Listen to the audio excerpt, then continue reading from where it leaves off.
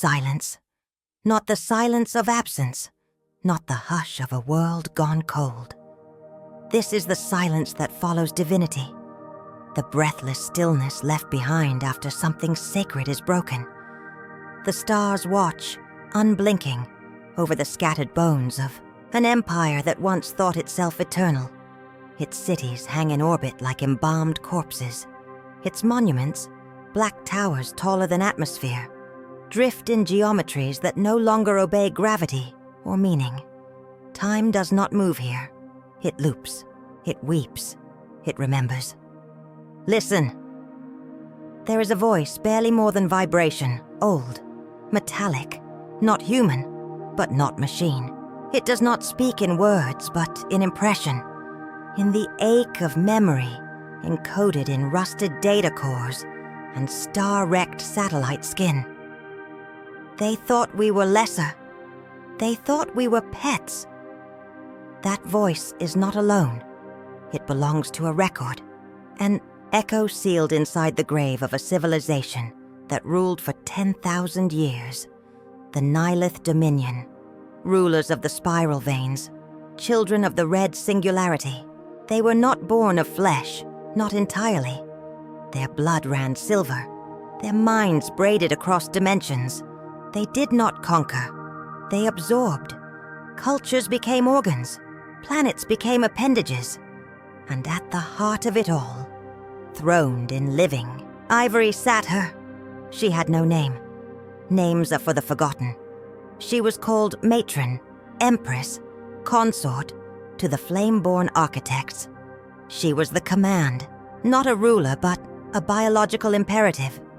To witness her was to feel yourself shrink. To resist her was to be unmade, and beneath her heel we once stood. Humanity. Not citizens, not rebels, not enemies. We were useful. They saw us as tools, fast breeders, clever hands, soft minds. We were spread like seed across dying moons, given purpose in ruins too distant for true-born Nihilith to bother claiming. They called it mercy. They called it uplift. We called it extinction in slow motion. No songs survived our fall. No monuments bear our face. But stories persist. There was one. A man, if the word still fits.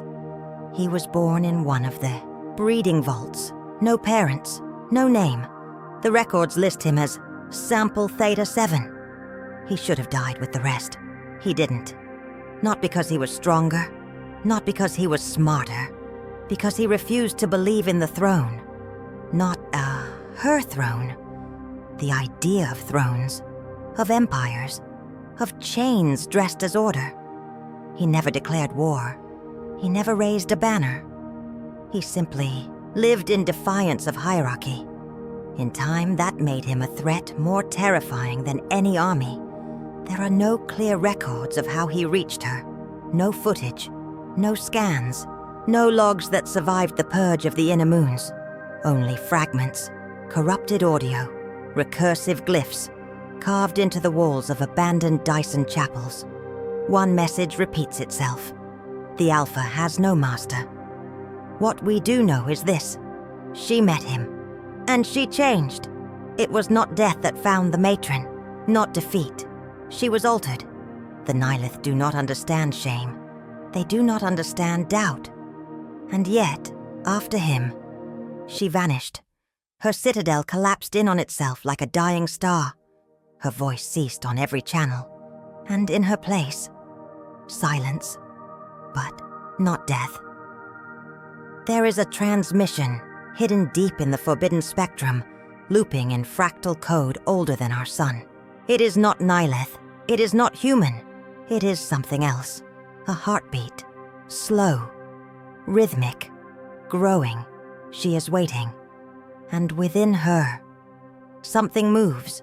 Not Nihilith. Not human. Something more. A new myth gestates in the void. And when it arrives, the stars will not be ready. Not for the child, and not for the question it will ask. Who was truly the Alpha, the one who ruled by design? or the one who made gods kneel without raising a hand. They do not rule by vote. They do not rule by conquest. They rule by blood. The Nihilith do not understand freedom as we once did. To them, choice is error. Variability is failure. They are born to fit shape and function, each being sculpted for purpose like a chisel to stone. Their empire does not operate. It pulses. A living network of flesh and thought. Biological monarchs, cognitive priests, hereditary war organs. At the apex of their design sits the Empress, not crowned but cultivated. Grown in the sanctum wombs of the celestial choir, her mind is not taught, but poured into her. She is the convergence of billions of lifetimes, an orchestrated evolution, engineered by the dead hands of ancestors long digitized into genetic scripture. She is not chosen, she is birthed, and she births in return. The Nihilith believe the future is not written by stars or prophecy. It is written in womb. Their empresses are not just rulers.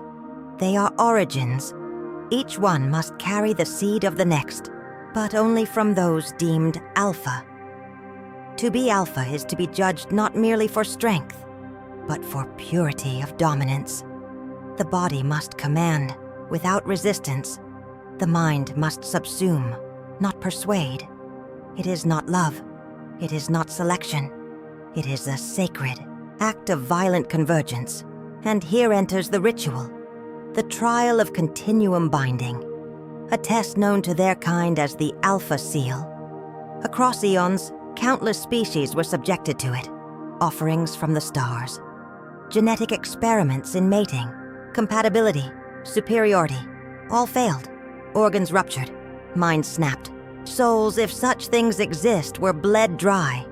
They came to see most races as infertile clay, useful for study, replication, service, but not for succession, not for bloodline, not for legacy, and humanity.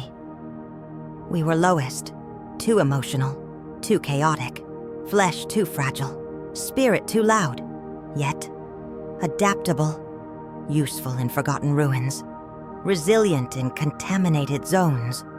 We endured where others decayed. And in this endurance, they saw something malleable, a raw material. They harvested us, not in hatred. There was no cruelty. Cruelty requires the presence of empathy. The Nihilith felt nothing for us beyond curiosity. We were tools, a nervous system that twitched interestingly, no more significant than a reagent or an animal chirping in the wrong key. The ritual was never meant for us.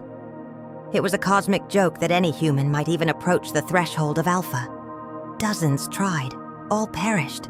They died in rooms shaped like wombs, beneath ivory lights, cradled in technologies that hummed like hymns. Until him, Theta 7. He did not volunteer.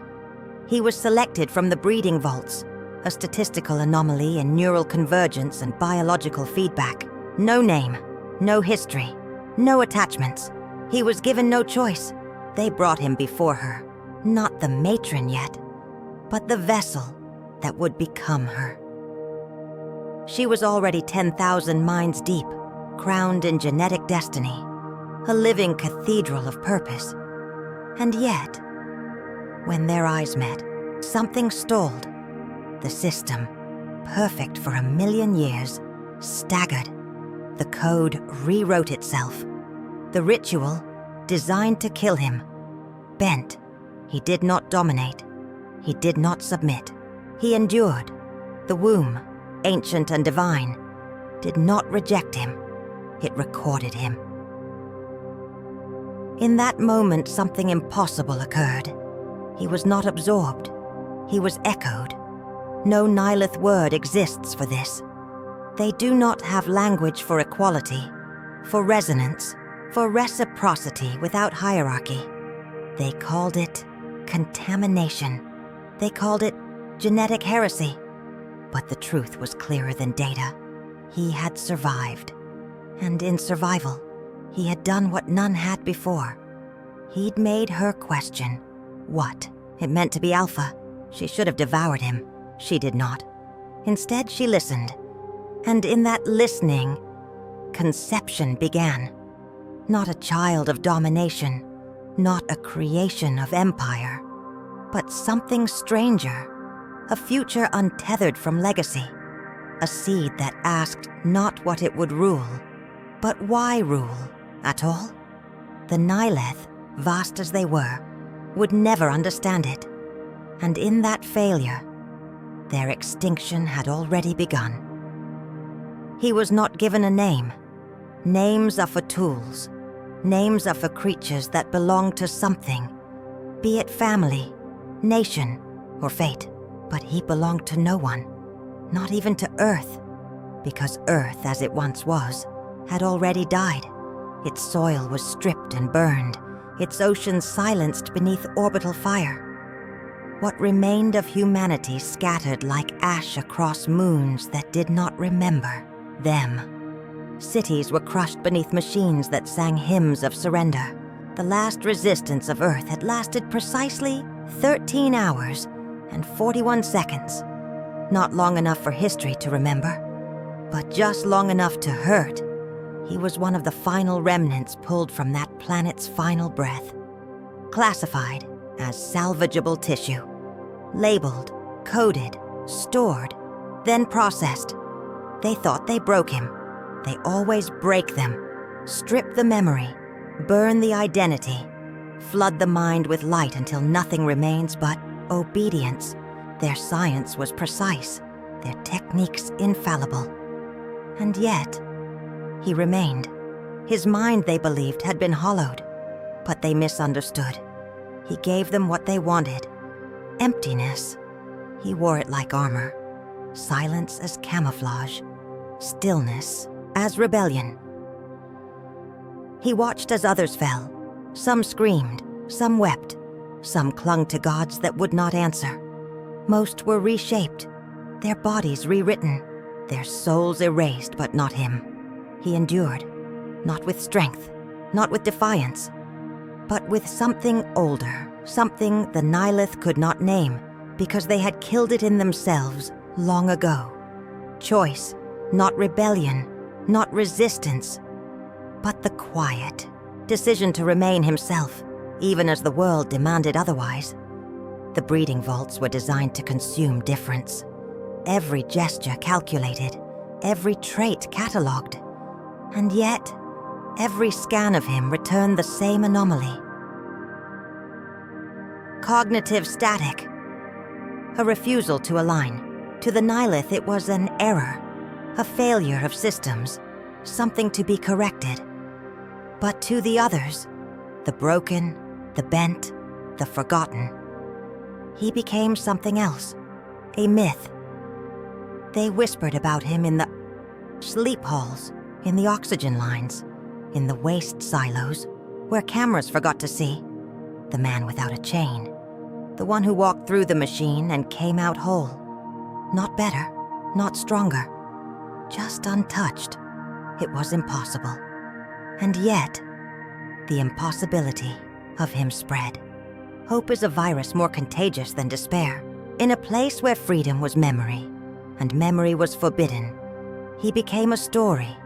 And stories, even in the darkest places, are dangerous. The Empress heard the rumors. Of course she did. Every thought in the Dominion was hers to taste. She devoured, whispers like data, cataloging heresy before it bloomed.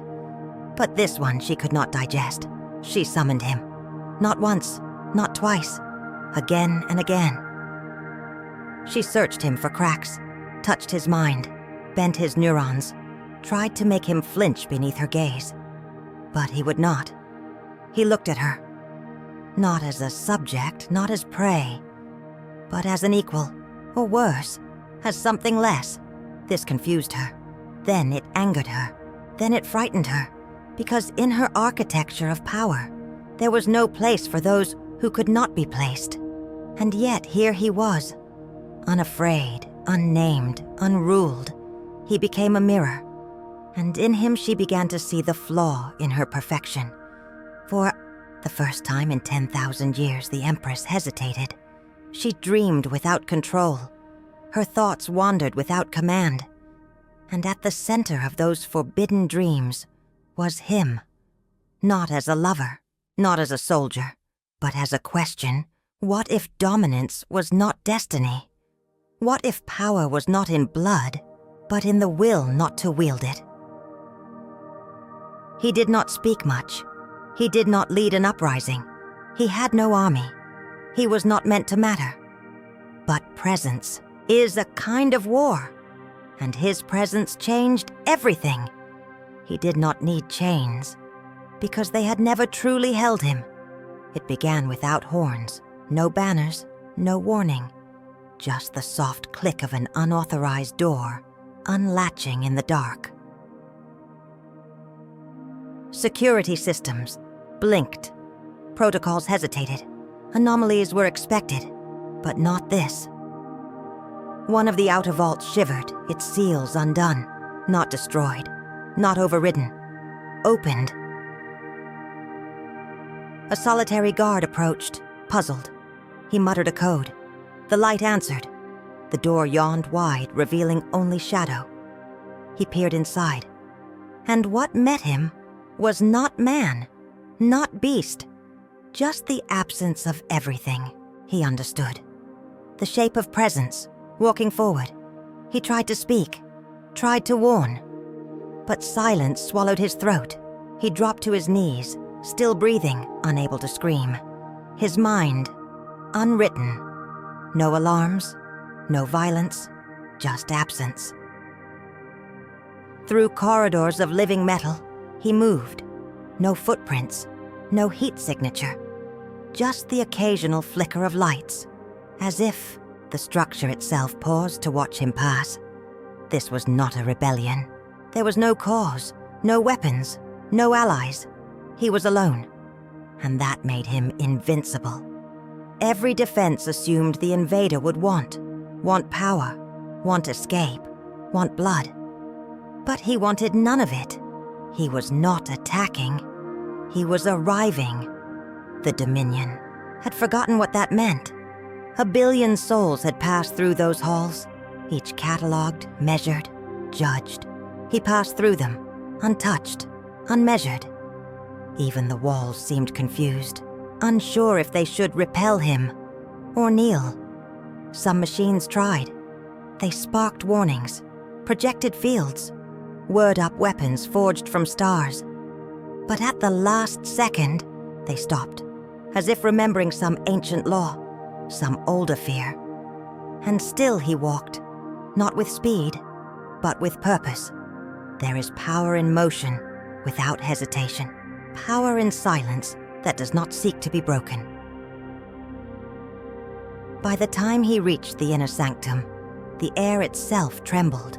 She felt him, the Empress, matron of 1,000 systems, mother of empires, bringer of selection, architect of blood. And for the first time in her existence, she did not know what she was feeling. Not anger, not curiosity, but something else. A pulse in her chest that did not come from her. A heat that made her breath short. A tremor at the base of her spine. Fear. It was unthinkable. She was the apex. She had stood atop the bones of 9 extinct civilizations. She had erased species with a thought. She had made galaxies scream, and called it motherhood. But this man, this thing, he breached her most sacred place, not by force, but by being something she could not predict. Something beyond her code, beyond her rituals. She summoned guards. They turned back. She activated fail-safes. They failed. And then the doors opened, and he stood there, unarmed, unchanged, unmoved, not a warrior, not a martyr, just a man who had not consented to the shape she gave him. Their eyes met, and she saw in him something worse than death. Meaning, not given, not bred, not allowed, but claimed. He said nothing. There was nothing left to say. for in that moment she understood. The art systems she had built, the world she had molded, the truth she had defined, none of it mattered, because he had walked through her sanctum as if it belonged to him. And in that gesture he broke her, not with violence, but with possibility. There is no ceremony, no choir of star-choked priests to bear witness, no sound, save for the slow collapse of belief. In the throne spire, where light is filtered through the bones of extinct stars, and the air is thick with the scent of crystallized command, he walks, not dragged, not summoned. He simply walks, and the walls, alive with aeons of encoded obedience, do not stop him. They cannot. To the Nihilith, the throne spire is not architecture. It is doctrine, a living testament to the inviolable order of their cosmos. Each corridor resonates with the echoes of empresses past, whose minds once sculpted civilizations into lattice and law. Here in the innermost sanctum, the rite of alpha-bearing was never broken, never questioned. The throne chose, the seed obeyed, the lesser gave, the divine received. But now, he stands, and she kneels, not from wounds, not from war, from wonder. She is the matron of the infinite spiral, bred across eons, to command without question, to conquer not out of want, but of instinct. Yet in this moment she falters, not before an army, but a single man. He says nothing, and that silence shatters millennia. He does not touch her, not violently, not possessively. There is no force in his presence, only inevitability. He is a paradox the Nihilith never prepared for, a being below their vision, yet above their control. They built entire philosophies on the certainty that nothing beneath them could hold worth. But he chooses. And she, for all her infinite scale, for all her empire-gorged biology, becomes small, not in stature, in certainty. The throne does not speak. The throne does not shine. The throne watches. Their union is not one of flesh. It is one of reality tearing, the inversion of a ritual older than her name. The sacred was always meant to flow in one direction, from the divine to the dirt, but he reverses it. No one watches, no soldier records it, no priest interprets it. It is too sacred for theology, too profane for poetry. It is not romantic. Love was never invited into the chamber. It is not lust. The Nihilith do not possess such primitive cravings. It is not dominance, though the echoes of it ring through every strand of her collapsing pride. It is something else, a breach in the order. He kneels before nothing, and yet she finds herself drowning in his gaze, a gaze that holds neither reverence nor rage, only reflection. He does not see a god. He sees a system, and he, impossibly, chooses not to play its game. In that refusal, he unbuilds her. For the first time in her infinite life, the Empress forgets her own name. Something ancient inside her, older than her, species, older than law, begins to tremble. It is not fear. It is something deeper, a knowing that this moment is not survival, not defiance. It is transformation. And so it happens. The rite, inverted. The chamber, once used to extract and crown, now bears witness to contamination. Within her womb, crafted to carry the echoes of stars, sculpted to incubate only the purest lineages of control, something begins to grow. It is not divine. It is not Nihilith. It is human, and more.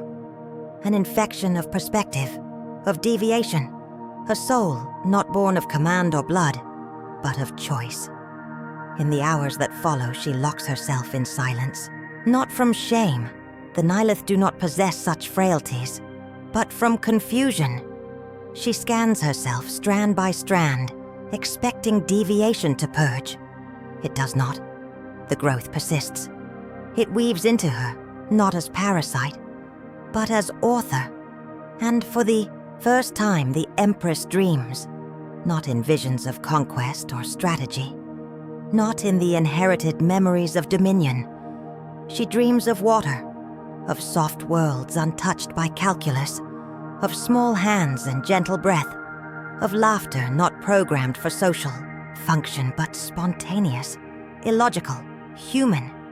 She awakens trembling, not from pain, from potential. This was never supposed to be. The Alpha was chosen, always. But he had no bloodline, no permission. He was never chosen. He chose, and in doing so, rewrote the myth. Her advisors do not understand. They sense a deviation in her physiology and demand sterilization, correction, restoration of the divine flow. But she silences them, not out of mercy, out of curiosity. For what lives inside her is not just a hybrid. It is a fracture, a seed of her own undoing. And a question now loops inside her mind like a broken prayer. What if the throne was never real? What if divinity was never blood, but belief?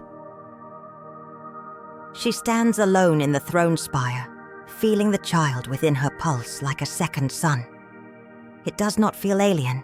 It feels awake, aware, watching her from within. The throne begins to dim, not because it is dying, but because it is no longer the source. She is no longer the center. He did not destroy her. He rewrote her function. And in the core of her being, where once rested the sovereign certainty of her supremacy, there now blooms a terrifying truth. She is not above. She is vessel, not for conquest, but for change. For the first time in recorded galactic history, the throne is pregnant, and it does not know what it will give birth to, only that it will never rule the same way again. She does not sleep anymore, not in the way the empresses once did, draped in crystalline coils of memory and ambition. Now, each night is a haunting. Something within her pulses, not like a child, but like a flame without source. It has no heartbeat, and yet it echoes through her bones. The Dominion does not know. They feel the shift, but they do not see the wound. Her voice remains, but the resonance is wrong. Commands are followed, but with hesitation. She is obeyed, yet doubted. They whisper. Elders convene behind veils of secrecy, running ancient diagnostics and forbidden prophecies across the veins of galactic mainframes. What grows inside their empress is not recognized by any archive. No sigil, no blood rite, no seed path matches its structure. The high oracles call it a coming. The grand strategists call it a contamination. The old priest engineers dare to utter the word virus, but she knows. Deep beneath her armor, in the private abyss where sovereignty cannot lie, she knows. It is not a sickness, it is a question, and questions are more dangerous than armies. She stares into the mirror temples, where light folds endlessly across reflections of her own face. Once these were shrines of worship. Now they are accusations. Her eyes remain unchanged, but behind them, something watches back. There is no name for what she carries, no cradle, no creed. It is not a son. It is not a daughter. It is not a successor. It is a contradiction given form. In her dreams, what few fragments remain, she sees it not as a child, but as a storm cloaked in skin. Eyes like shattered starlight, limbs coiled with memory not yet lived. A being that speaks no language, yet makes all truths tremble. She wakes with screams caught in her throat. not from pain, from awe, the Dominion begins to split. Among the outer sectors, rebel priests tattoo their flesh with her silhouette, no longer as goddess, but as mother of what comes next. They say the child is the final answer to a 1,000-year question, that the blood of the old way must be sacrificed to make room for the becoming. The militarists disagree. They issue orders for sterilization, for the forced extraction of the anomaly, to restore the Empress by surgical means and purge the breach. But they do not act because they fear her, not for what she is, for what she might birth. And she does not beg them to understand. She does not defend her change. For the first time in her reign, she is not Empress. She is womb, a throne turned inward, a citadel now hollow with promise.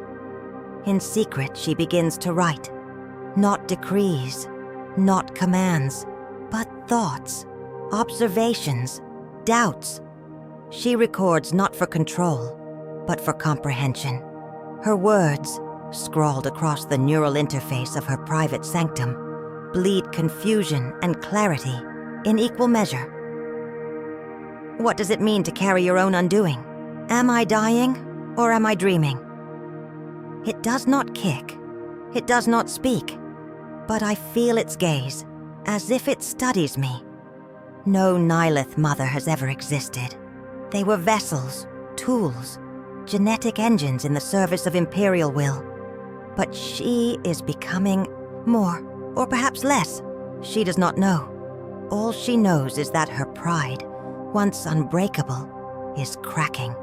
Not from shame, from weight. Creation is not glory. Creation is surrender. She walks the inner chambers now in silence, feeling the dissonance ripple across the ship minds that once sang her presence. They hesitate, unsure how to process what she has become. Their code wavers, their loyalty glitches. To rule is to define, but she is now a thing undefined. And that unknowing spreads. Across the Dominion, data sums once used to stabilize entire populations begin to corrupt. Words lose meaning, structure bends, old laws collapse under philosophical entropy. Civil war does not erupt, not yet, but it lingers, pregnant in the air, like static before lightning. Two visions now contend for the soul of the Nihilith, one that sees the child as rot, a mutation that must be excised before it poisons all, and one that sees it as fire, holy, terrible. The next evolution not of species, but of story, and in the center of it all, the Empress floats, unmoored. Once her will was enough to silence entire galaxies. Now she finds herself whispering to her own stomach, uncertain if the life within can even hear her. Sometimes she sings ancient Nihilith hymns, not of war, but of the void before names. She does not know why. Perhaps it soothes her. Perhaps it soothes the child. Or perhaps she sings to mourn the Empress she was, because she knows, when it is born, she will not rule.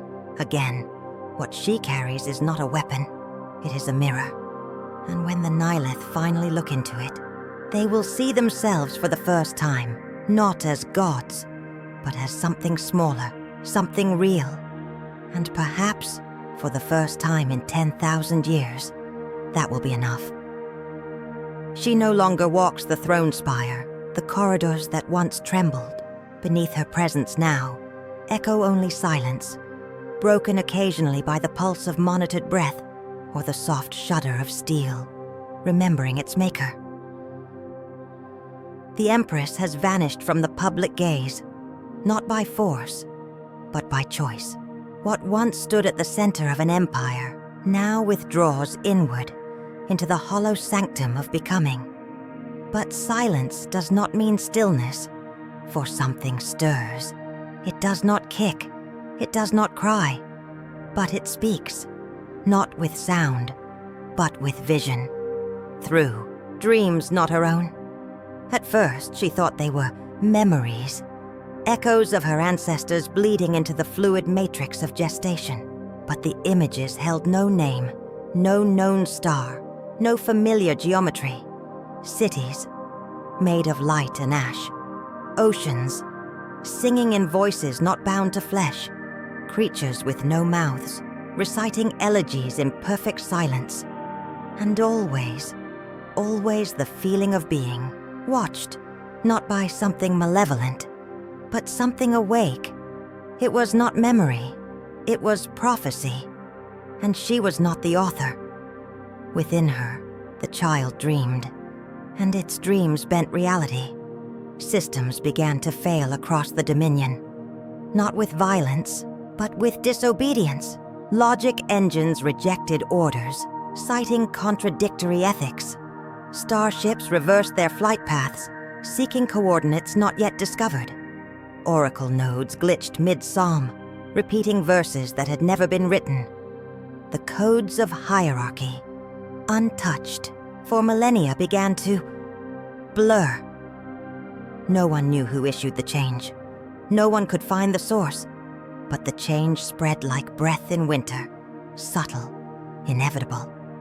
And the whispers began, not of rebellion, not yet, of a name not given, but intuited, a figure unborn, yet seen. The child had no face, but it had presence. In the meditation chambers of the first priest architects, star maps burned themselves into being without light. In the dreams of planetary governors, messages appeared, written in languages that did not exist, but were understood instantly. Across distant moons, children were born with perfect memory, not of their lives, but of its dreams. The Empress, once the axis upon which the Dominion turned, had become merely the vessel, and the vessel was cracking. She tried to resist, to deny, to command. But the more she fought, the more the dream spread. Not only hers now, entire populations began to dream as she did, not in unity, but in fragments, scattered puzzle pieces of a new mythology. And so, the heresy was born, not in blood, in thought. What do you call a god not yet born, but already shaping laws? What do you call a heretic who has never spoken, never moved, never even breathed? The Dominion called it many things. The High Council named it anomaly. The Solar Theologian called it an inversion. The old keepers of the seed vaults dared to whisper what none would say aloud, the Godchild. But the name that endured was heretic, because what it represented could not be explained, could not be fit into protocol or dogma. It did not obey the chain of supremacy, nor did it reject it. It simply ignored it. It was not human. It was not Nihilith. It was something third. And that third thing, it terrified them, because it offered no certainty, no clear allegiance, no weapon to wield, no soul to convert.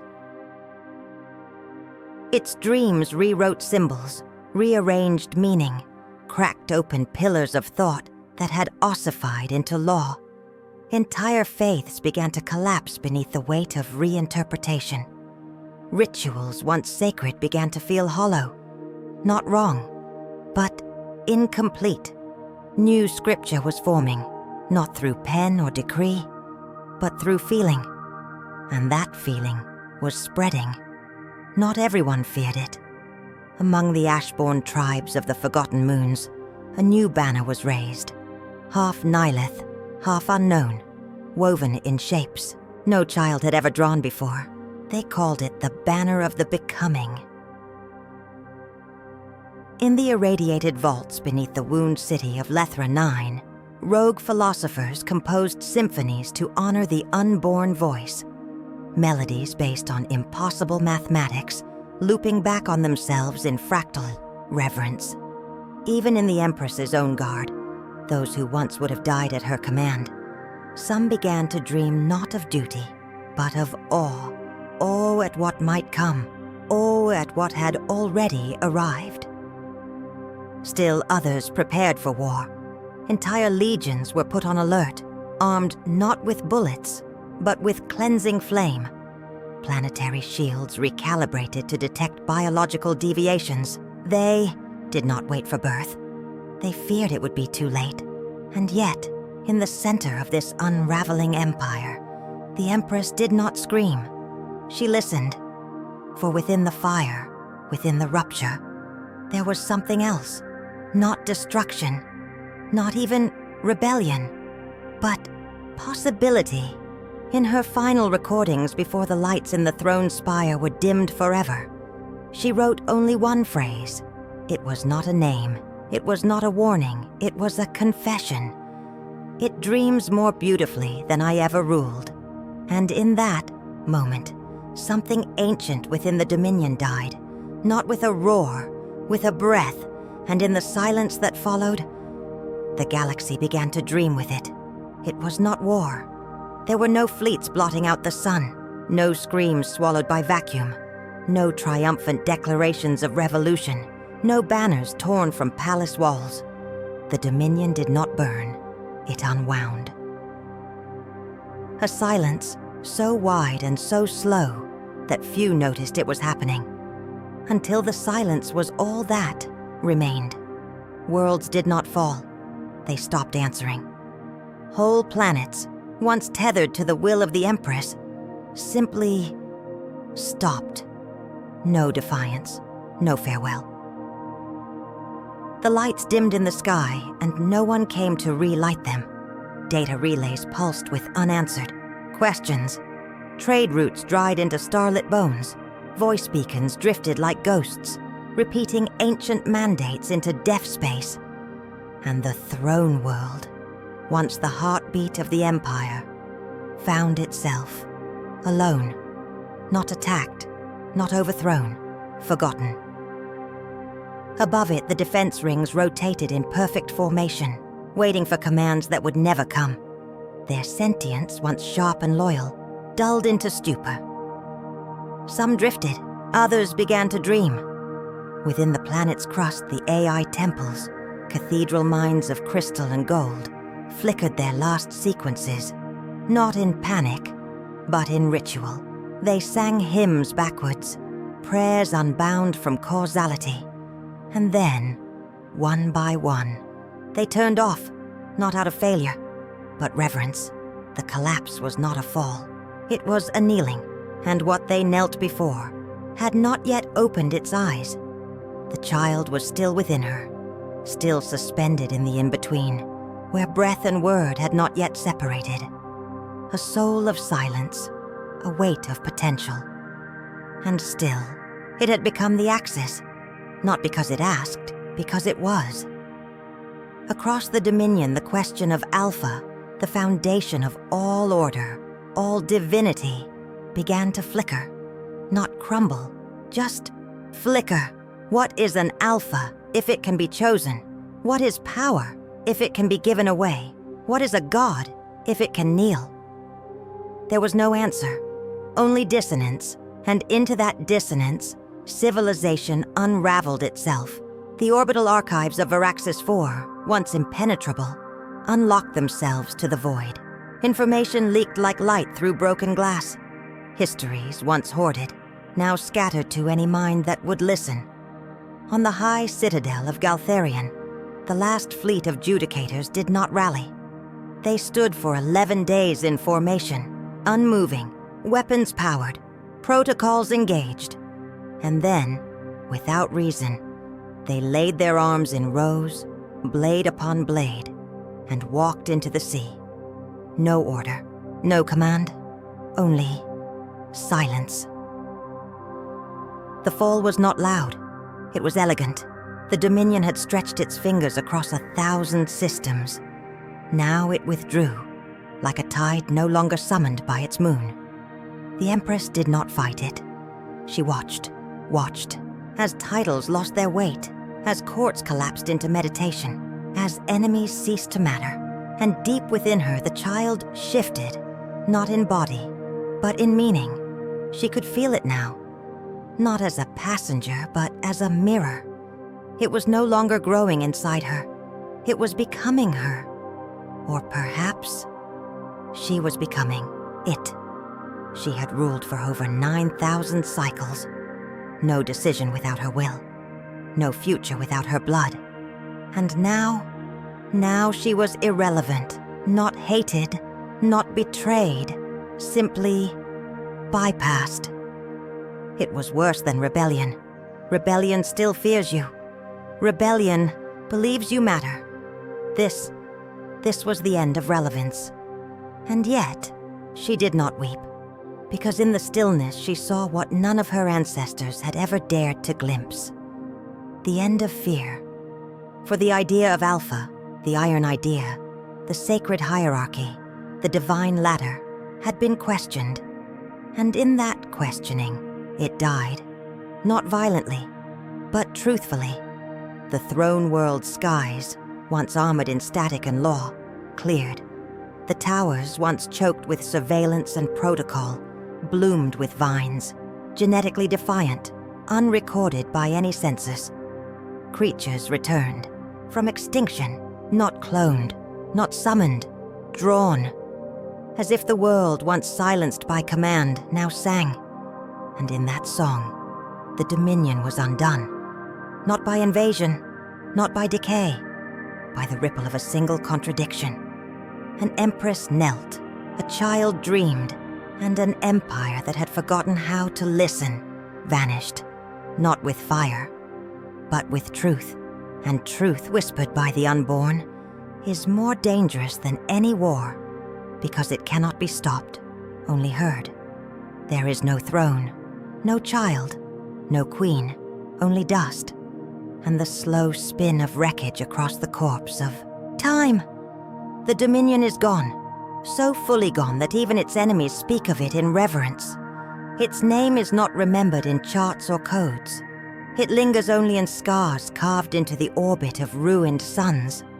And yet, memory survives, not as truth, but as story. It begins in silence, as all myths do. The kind of silence that follows great calamity, heavy, sacred, unsure of itself. In this silence, scavenger crafts drift across a stellar graveyard once called the Crown Expanse. Their hulls are patched with forgotten languages, their engines older than the systems they orbit. They are not explorers. They are seekers of salvage, of warmth, of anything. And sometimes in the silt of forgotten skies they find fragments, black box recorders etched in anti-time alloys, hymnal discs still spinning after 10,000 years, archives encoded in pulse patterns, readable only through dream sleep. They do not understand what they find, but they know enough to be afraid.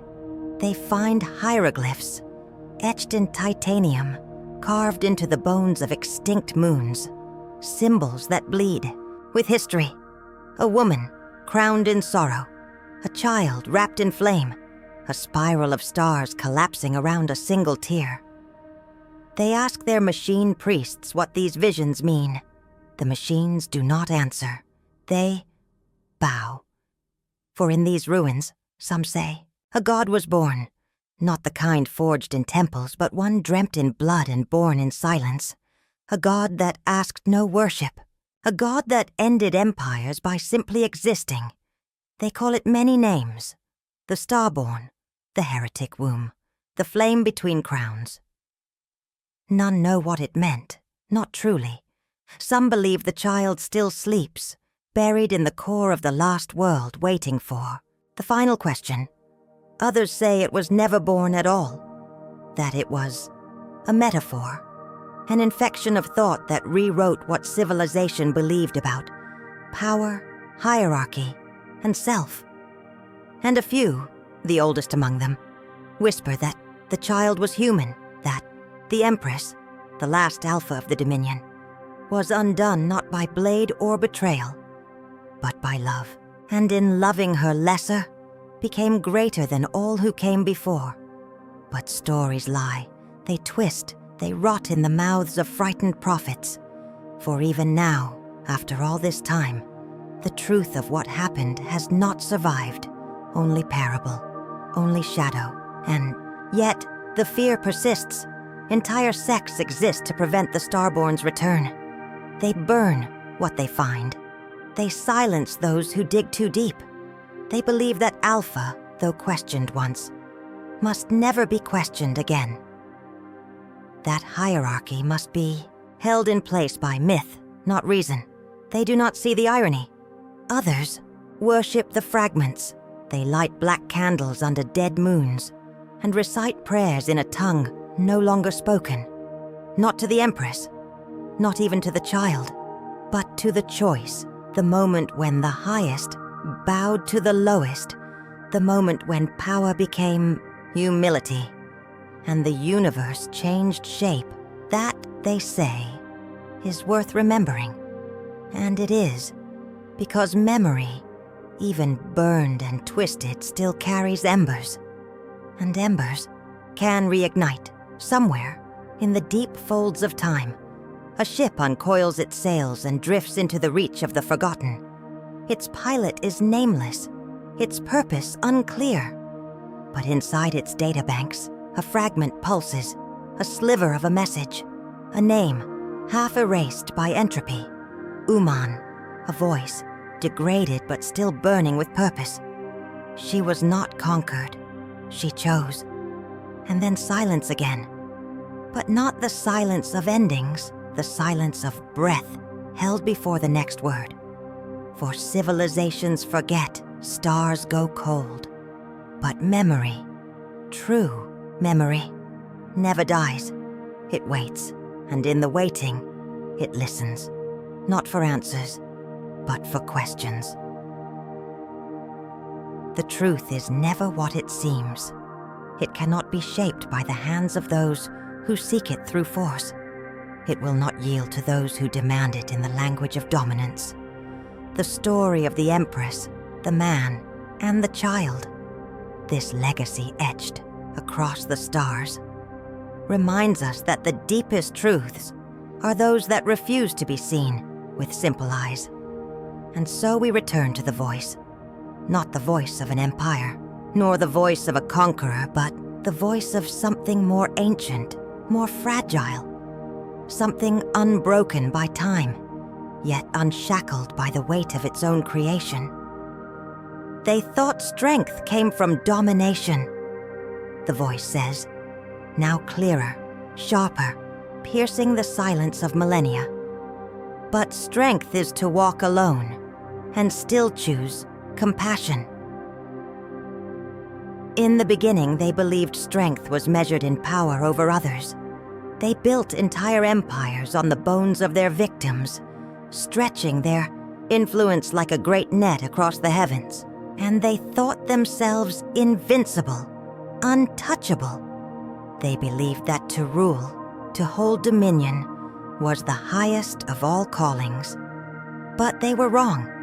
Strength does not come from subjugation. It is not drawn from the well of others' suffering.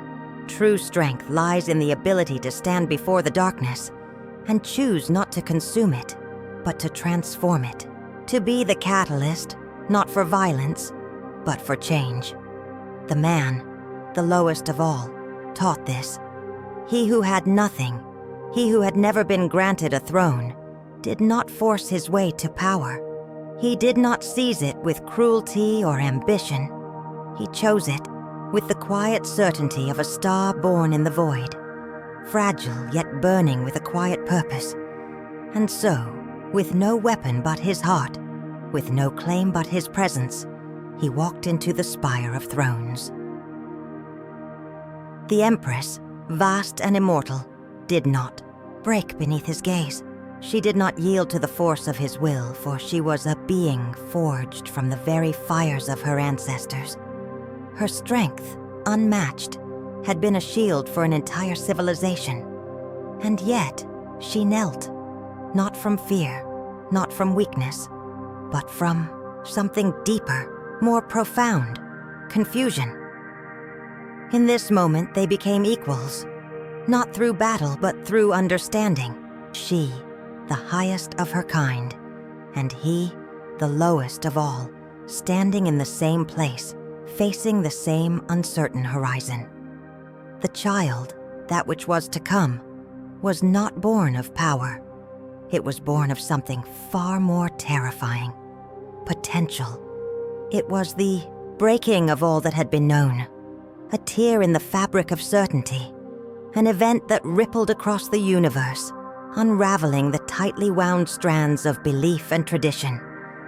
In the child's womb, the Empress carried not a future, but a question whose answer had not yet come, but whose echo would resound forever.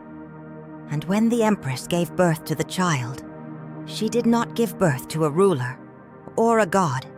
She gave birth to the end of a dynasty, an empire whose foundations had been built upon the unquestionable rule of the Alpha. The child did not wear a crown. It wore the potential to change everything. The story, as we have told it, is one of loss, of devastation, of an empire undone by its own hubris. But it is also a story of rebirth. The child did not bring destruction. It did not burn the stars with fury. It brought something more terrifying, the possibility of change, through proximity, through compassion. The man infected a god, not with hatred, not with fire, but with something far more dangerous. He infected her with the idea that her power did not have to come from domination. It could come from choice, from understanding, from standing alongside those who were once seen as beneath. And in that act of choice, he became the Alpha, not through birthright nor through blood, but through the courage to walk a path that none before him had dared to tread. To stand in the face of a universe built on power and say, no more. The Empress did not birth a ruler. She birthed a new era, a quiet one, a subtle one, a revolution not written in fire or blood, but in thought, in words, in the unspoken choice to change the world without destroying it. And so the dominion, once proud, once unassailable, began to crumble, not with the sound of war, but with the stillness of questioning. The law of the Alpha was no longer the law of the stars. In that moment, power was redefined, not as domination, but as proximity, not as conquest, but as transformation. The child, though unborn in flesh, had already rewritten the mythos of the galaxy. It had become not a savior, not a ruler, but an idea that power is not something you wield over others, but something you share, you give, you choose. The universe does not need gods who demand worship. It needs those who stand beside others in their weakness, their suffering, their hope. It needs those who choose to lift others, not to crush them beneath their feet. The man was not the Alpha because he fought to claim the throne. He was the Alpha because he chose to walk away from it. And this is where the story ends. Not with the birth of the child, not with the crumbling of the dominion, but with the silence of change. The kind of change that does not announce itself with clashing swords or burning cities, but the quiet shift in how we see ourselves, in how we see others. The child was the beginning, but the real revolution began when the Empress, when the universe, realized that power had no fixed shape, no predetermined destiny. It was not born in blood, but in choice. It was not wielded in cruelty, but in understanding. We do not need to see the child born. We do not need to witness the end of the dominion, for the future has already shifted. It is no longer an empire built on the backs of others, but a universe where strength is measured in compassion, in proximity, in the ability to choose differently.